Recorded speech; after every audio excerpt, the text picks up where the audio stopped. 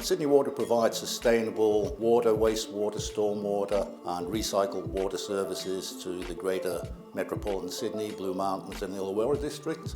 We look after everything to do with SCADA, automation, telemetry. Safety is one of our primary concerns in providing those services, and our honest belief is if we look after our people's safety, we can safely look after our customers as well. SMART is an alliance of Schneider Electric, Thompson Controls and Sydney Water. SMART looks after all the treatment plant SCADA for Sydney Water across 35 plants in the Sydney metropolitan area. Safety is a big element of the program, and over the last 2 years it's wonderful that we've been able to achieve a zero safety TRIFR. For SMART to achieve a zero safety record is an outstanding achievement.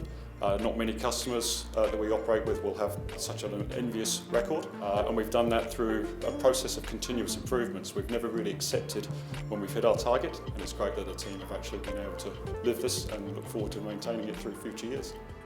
This result is a great achievement for the program to show that it's the right model, bringing the benefits of Schneider and Thompson Controls and Sydney Water together to demonstrate a successful model that could be repeated.